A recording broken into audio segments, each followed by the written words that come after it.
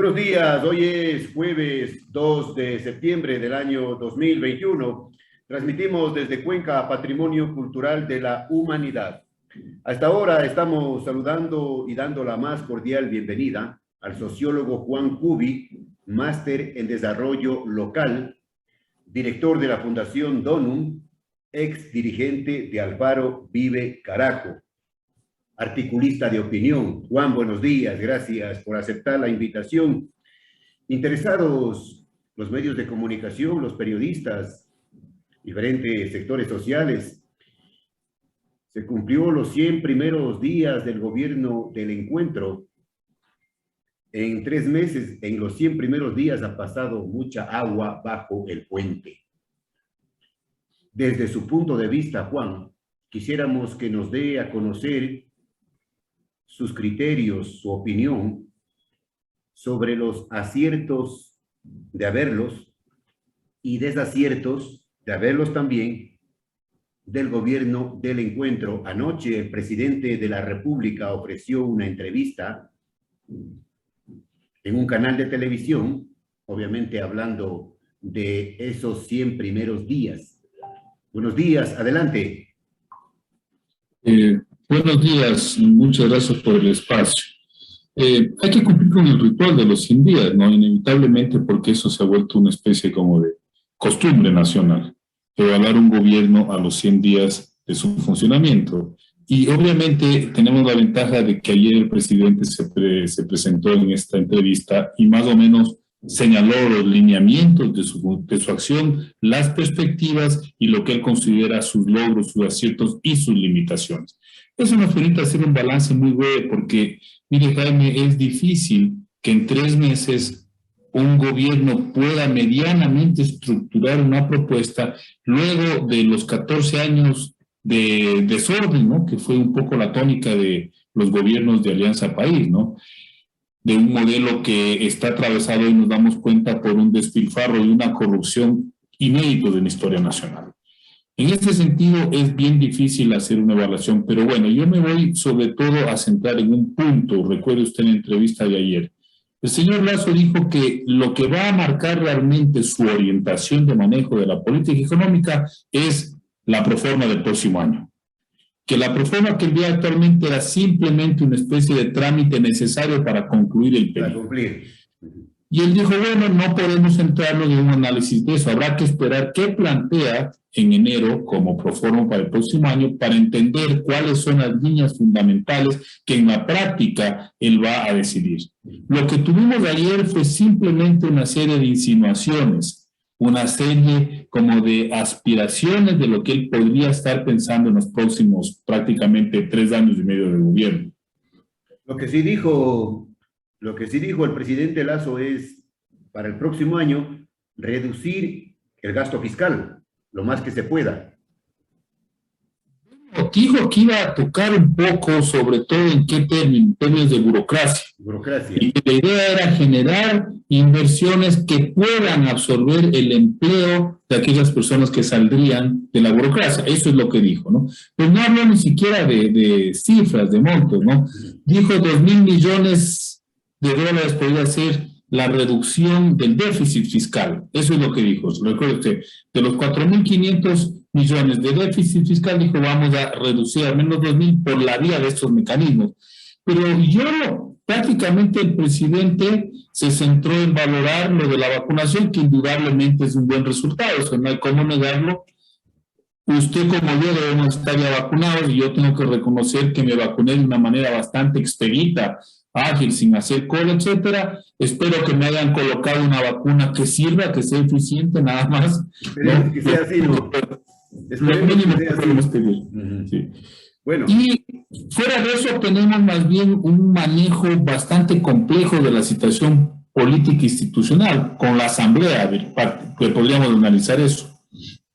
Ahora Juan, llamó la atención, digamos así, llamó la atención la advertencia que hizo el señor presidente Lasso, la advertencia que hizo a la Asamblea Nacional en caso de no dar paso a sus reformas. Él habló de una consulta popular y dijo, entre otras cosas, que no le va a temblar la mano. Ese anuncio ya lo había hecho en días anteriores la ministra de Gobierno. No sé si usted cree que fue el día de anteayer que sacó un pequeño mensaje, ¿sí?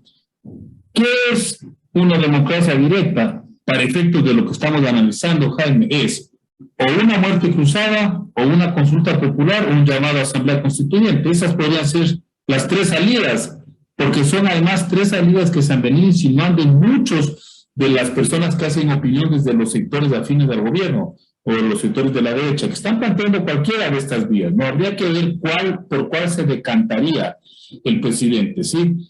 Lo que es clave es que todavía no sabemos cuál es eventualmente el bloqueo de la asamblea, al margen de que sea una asamblea que ha caído en un desprestigio bastante peligroso. Y muy pronto, no sabemos cuál es el bloqueo. Y muy pronto, Juan, ese desprestigio de la asamblea. Es brevísimo, es prácticamente a los 2 meses se empezó a hundir. Pero el tema es, bueno, ¿cuál puede ser el argumento del bloqueo? Porque mire, lo que el señor Lasso dijo es: yo quiero modernizar este país. Creo que utilizó esta frase en reiteradas ocasiones. Quiero modernizar el Ecuador. Lo que no sabemos qué en su concepción, qué implica modernizar el país. Porque si hay un plan de gobierno que se refiere a la modernización del país, que la asamblea lo bloquee, estaría justificado en la llamada consulta popular. Pero si lo que están haciendo es una serie de leyes que todavía no están conexas, eso no es un programa de gobierno que pueda ser bloqueado. Y a mí me parece que todavía el gobierno de Lasso no ha definido con claridad cuál va a ser su perspectiva en términos de modelo político y de modelo económico. Pachacuti ha dicho a nivel nacional también, ha dado su criterio y ha dicho que definitivamente no darán paso, que bloquearán las reformas, los proyectos, como se quiera llamar, el tema, inclusive el tema del presupuesto, dijeron los de Pachacuti. Mire, el tema es el siguiente, Jaime, es que si usted tiene leyes o medidas que vulneran derechos, es un principio que los asambleístas se opongan. Por ejemplo, hablemos del Código Laboral, un código que tiene una serie de garantías para los trabajadores. Si usted quiere atentar contra esas garantías, es obvio que tiene el absoluto fundamento la Asamblea Nacional para bloquear. Por eso yo le estaba diciendo, ¿cuál es realmente la visión de modernización, de recuperar este país que tiene el presidente? Y yo todavía no veo. O sea, está haciendo tanteos, quiere vender un avión, ha suspendido lo de la protección a los presidentes en el exterior, pero no hay todavía una decisión, además de su decreto minero, ¿sí? NAI ha dicho, mire, ha dicho que va a duplicar la producción petrolera. Acabo de leer un informe en Plan B que dice que eso técnicamente no es viable, que no es posible, si no es cuestión de soplar y hacer botellas. Es un país que ha vivido del petróleo y que no ha podido pasar de los 560,000 barriles diarios y vamos a llegar a 1 millón. ¿En base a qué? Entonces, a mí me parece que ese es todavía el gran límite del gobierno para poder manejar políticamente la situación. Usted dice en uno de sus últimos artículos, creo que es el último, que estaba revisando, en la última frase de su artículo dice: la obviedad en pobreza huele demasiado a caridad, requiere de mendigos, no de ciudadanos. Explíquenos, por favor. A ver, yo lo que he dicho es que hasta ahora el gobierno se ha manejado como que en 2 andariveles. Frente a los sectores empresariales ha sido muy pragmático. Ya ha tomado algunas decisiones, decreto minero, anuncia lo de el nuevo código de trabajo, está en una ofensiva total con estas alianzas del Pacífico, tratados de libre comercio, que ayer ya lo ratificó, tratados de libre comercio con medio mundo. Bueno, esa es la línea empresarial. Y por otro lado, está haciendo cosas obvias, ¿no? Que no son ningún mérito. Vacunar a la población, eso es obvio, pues es una necesidad fundamental. Habla de que va a fortalecer la atención primaria de salud, la medicina preventiva, obvio. Está planteando, por ejemplo, en lo que yo señalo, la ley de despenalización del aborto por violación, pues es una demanda histórica de las mujeres. Entonces, frente a los sectores sociales, lo que está es decidiendo cosas que son de rigor, que cualquier gobierno medianamente responsable, con una mínima sensibilidad, lo haría. Pero frente a los sectores sociales, no está definiendo una línea de cambios profundos.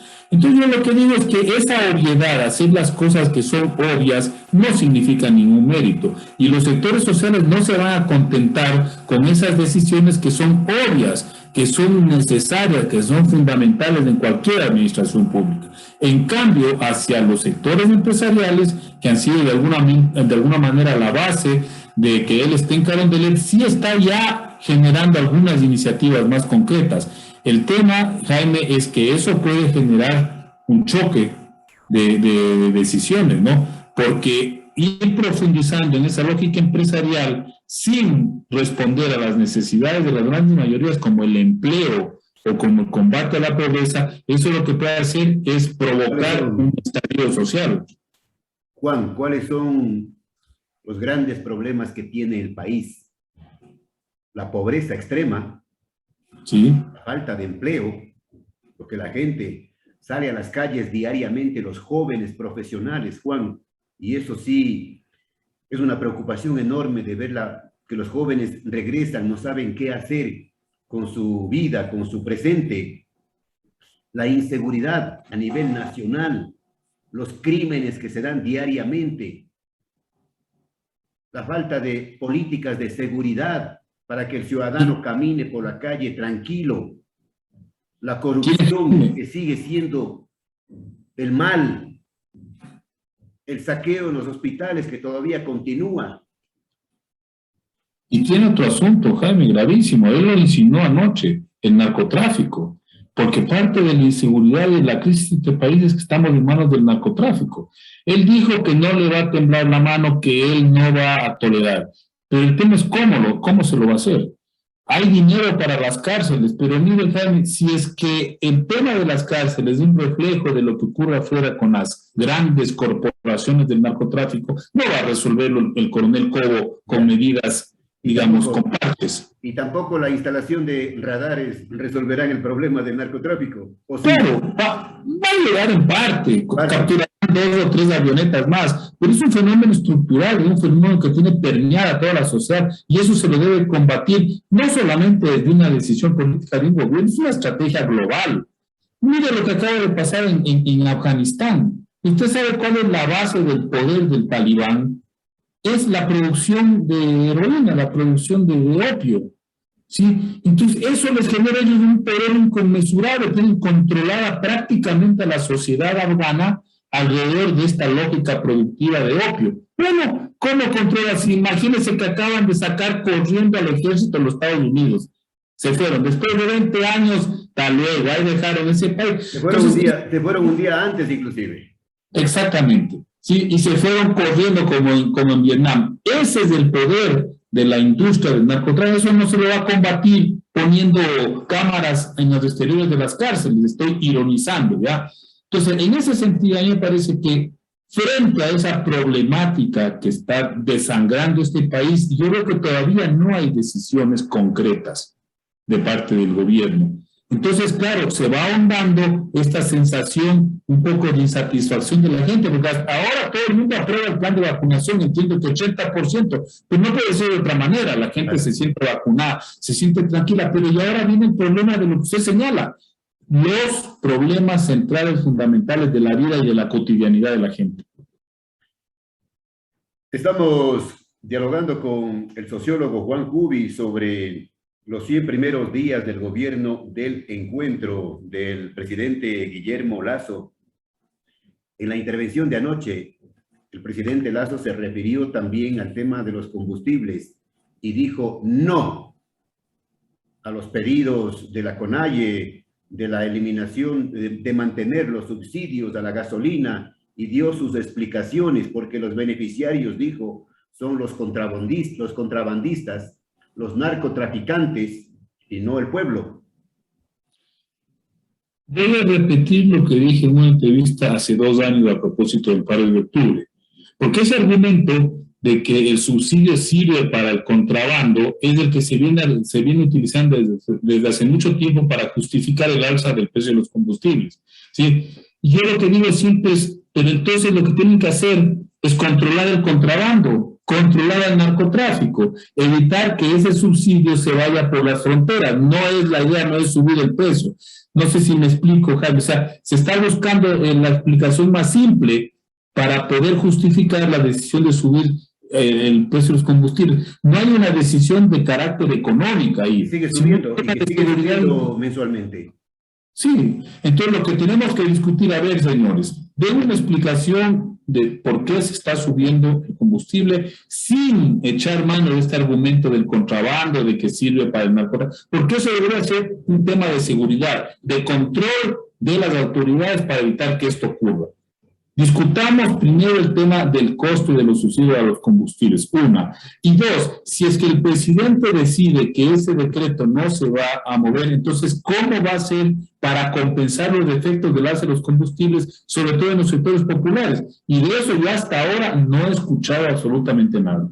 Ahora, en teoría, el presidente Lasso tiene un bonito discurso, ¿no? En teoría, habla de resolver los problemas, los graves problemas sociales, la pobreza, da ejemplos de cómo vive la gente, mucha gente con apenas $1 diario, madres solteras, madres divorciadas.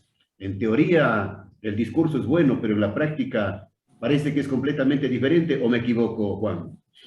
Mire, Jaime, por lo general los presidentes tienen que hacer ese tipo de discurso, porque tienen que convencer al electorado y al país de que están preocupados por esos problemas. El tema aquí es ver qué es lo que se piensa hacer.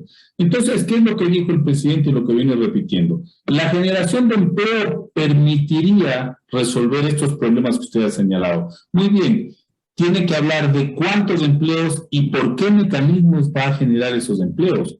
No sé, yo no vi una cifra de cuántos, hablan de 7 de cada 10 ecuatorianos en capacidad de producir, lo que se llama la población económicamente activa. Muy bien. Estamos hablando de cuánto, de 5 millones de personas, esa es la cifra que yo hacía, grosso modo. Bueno, ¿cómo va a generar 5 millones de empleos decentes? Porque claro, con eso se resolvería una gran parte de estos problemas. Si todo el mundo tuviera asegurado sus ingresos mensuales, podría cubrir gran parte de sus necesidades básicas. 5 millones de empleos decentes. Decentes, eso, remunerados. Eso es lo que aspiraría a una sociedad democrática. Decente, no estamos hablando de empleos bien pagados, ni empleos, no, decentes, que le permita a la gente cubrir sus necesidades. Eso sería un logro fenomenal. Pero desde que yo tengo memoria, mire, Jaime, el único gobierno que ha bajado el desempleo del 30% es la dictadura militar de Rodríguez Largo, según la estadística. Desde ahí, ningún otro gobierno ha podido estar por debajo del 48, 49% de desempleo. Ahora, según las cifras que nos han dado, hay que concluir que estamos en el 70%, ¿no es cierto? Porque 7 de cada 10 quiere decir 70% de personas que no tienen un buen empleo, que se ganan la vida de alguna manera informal. Y que tienen graves problemas, ¿no? Para enfrentar la vida, para enfrentar temas de educación, temas de salud. De salud, claro. Educación. ¿Cómo? Cosa que dice el presidente, a ver, vamos a combatir la desnutrición infantil. Me parece un excelente objetivo en este país, porque eso sí conspira contra el futuro de un país, la desnutrición infantil. Muy bien, ¿cómo se lo va a hacer? Porque ahí, mire, Jaime, hay dos modelos para combatir la desnutrición. O usted se basa en la producción campesina, en la producción interna, para poder potenciar y diversificar el acceso a alimentos, o se ancla con las grandes transnacionales de los alimentos. Tiene dos opciones. Habría que ver, de eso nos dijo el presidente, cómo lo va a hacer. Porque fíjese, si usted combate la desnutrición, potenciando la producción interna y comprándola a los campesinos, resuelve el problema por dos vías. Da de comer bien a los niños y también favorece a esas familias productoras. Pero si usted le va a dar un vaso de leche Nestlé o una barrita de granola de alguna de estas transnacionales, obviamente que lo que va a hacer es favorecer el gran negocio de estas corporaciones y no va a resolver el problema de la desnutrición infantil. Dice, para satisfacer a los sectores empresariales. Es que así se han manejado los programas de alimentación. Miren lo que pasó con los gobiernos anteriores. ¿Se acuerdan las barras de granola que luego los niños no consumían porque no están acostumbrados al sabor, a la consistencia, botaban, se perdían, pero si hicieron millonarios algunos funcionarios del gobierno. Hicieron grandes negocios, ¿no? Con esos productos. Se hicieron millonarios con esos productos. Lo mismo, empezaron a dar los Tetra Pak. Imagínense lo que significa el desperdicio de un Tetra Pak para darle a un niño, pudiéndole dar un vasito de leche producido en el sector donde vive. Esas son las diferencias. Cómo usted le puede dar una alimentación acorde con sus condiciones de vida, con su cultura, o introducirle un producto externo. Bueno, esas decisiones son fundamentales. Pero claro, si usted va a gobernar para los grupos empresariales, ellos les van a exigir que el modelo de lucha contra la desnutrición tenga estas características que yo le acabo de señalar. Sí, productos procesados, productos industrializados. Y con eso no resuelven ni el tema del empleo, de la economía familiar campesina, ni el tema de la desnutrición. Usted le define, Juan, al presidente Guillermo Lasso como más equilibrista que estadista. Hasta ahora. Creo que hasta ahora está ahí él haciendo equilibrio para tratar de compensar a estos sectores que ya le empiezan a presionar. No sé si usted ha leído los editoriales de los economistas de la derecha, que le dicen, señor presidente, este gradualismo no nos lleva a ningún lado, hay que hacer política de shock. El otro día el economista Walter Spurrier, en un editorial creo que el día domingo en El Universo, le dice clarito, aquí usted ofreció medidas más drásticas y no lo está haciendo. Bueno, tiene eso y tiene también a los sectores sociales que le están diciendo, vea, presidente, luego de año y medio de pandemia, nuestra situación es peor de la que teníamos hace 2 años. Por lo tanto, requerimos medidas. Entonces, él está con esto que le digo, las medidas obvias, ¿no? Las medidas que son como de rigor, como que son, ¿no?, de cajón, como decimos vulgarmente. Está ahí equilibrando, pero todavía no toma una decisión y a mí me parece que luego de estos 100 días las presiones y las exigencias van a incrementarse para que tome una decisión de una línea de ejercicio del poder más o menos clara para estos sectores. Fue entonces una intervención superficial la noche de ayer del presidente Lasso. Me quedó la impresión de que una gran parte eran solo declaraciones. No, yo personalmente no sentí que estuviera definiendo una línea clara, concreta, estratégica. Por eso le digo, él fue claro, la proforma es solo para cerrar el año. El próximo año define una proforma en función de lo que yo creo, de lo que yo veo. No nos queda más que esperar no 100 días, sino 6 meses. Ahora, se han difundido algunas encuestas en las últimas horas, encuestas supuestamente serias. Sedatos, una de ellas, en fin, 2 más que pude revisar, y en estas encuestas la aprobación a la gestión del presidente Lasso es alta. Sí, en efecto, yo creo que lo de la vacunación ha generado un rédito incuestionable.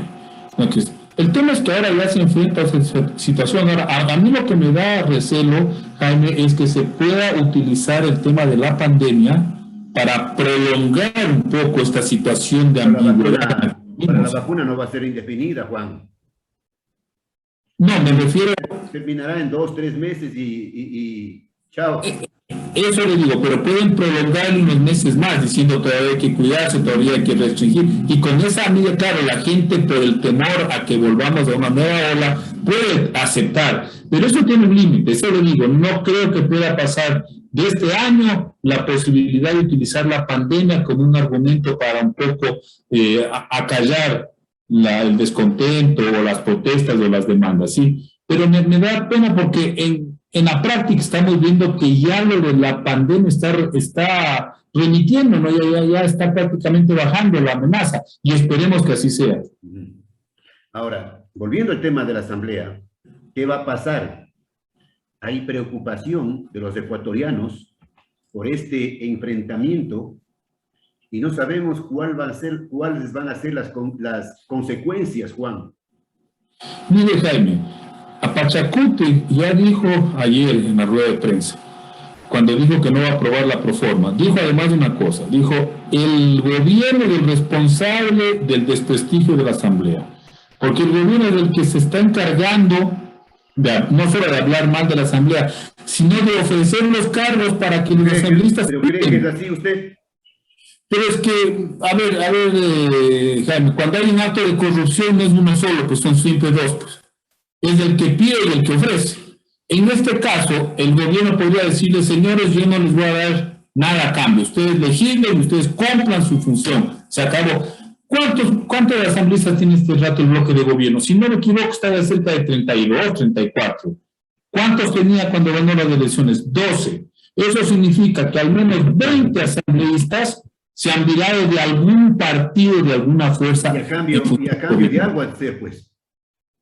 Pues obvio, no, o sea, porque usted puede justificar un acuerdo con el gobierno en función de un plan, de unas líneas, de unas leyes, pero si sería 1, 2, 3 así desgranados es porque están intercambiando algún tipo de favor.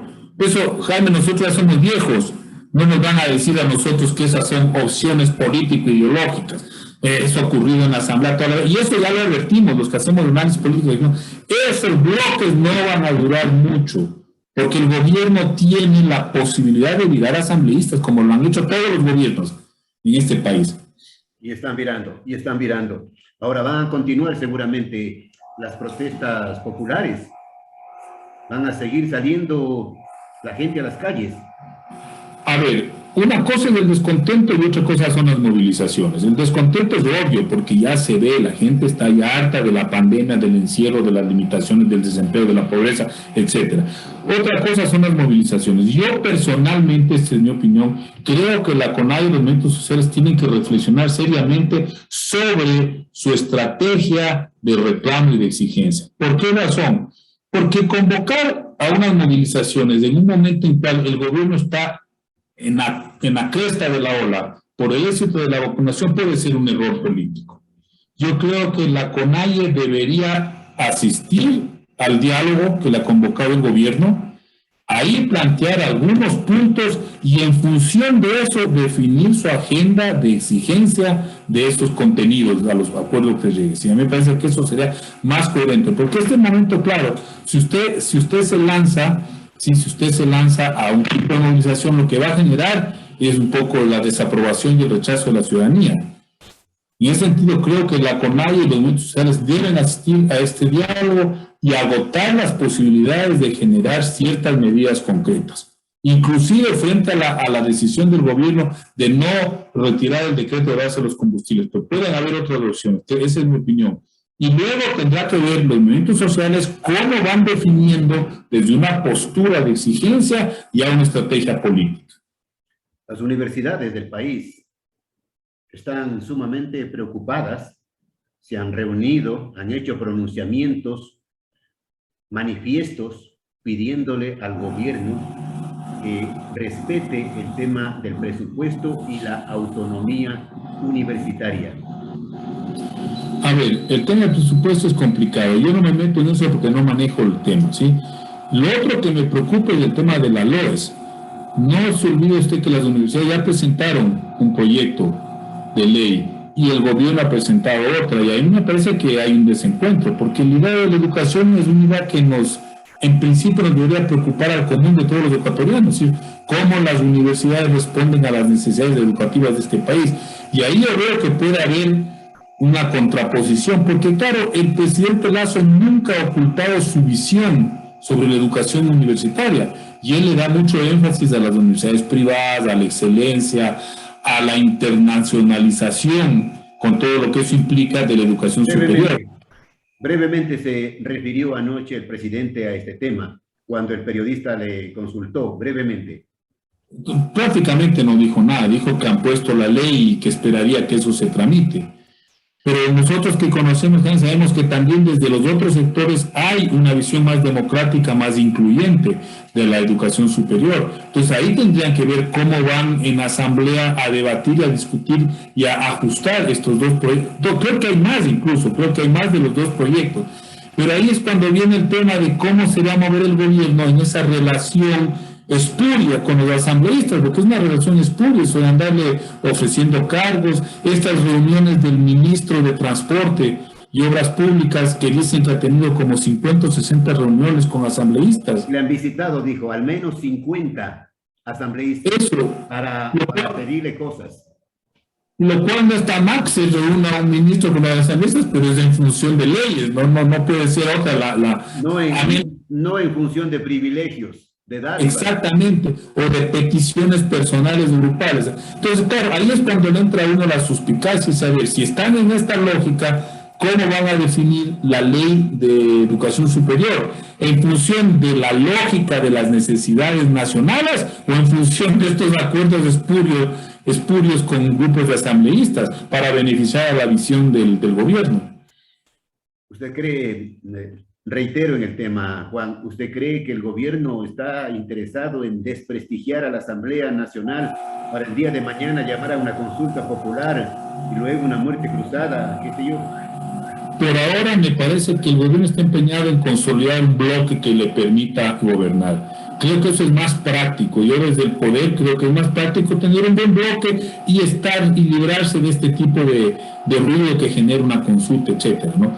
Pero claro, si es que no logra por esta vía de ir virando asambleístas, si no logra una mayoría o algún acuerdo interno, yo creo que no le va a quedar más remedio que una muerte cruzada o una consulta popular, porque obviamente hay sectores de la asamblea que no van a plegar a ciertas decisiones políticas del gobierno, a ciertas iniciativas, es obvio. Por ejemplo, en el Código Laboral, a mí se me ocurre que Pachacuti no puede plegar pues una flexibilización laboral por principio. Finalmente le planteo dos consultas, también que se hicieron públicas.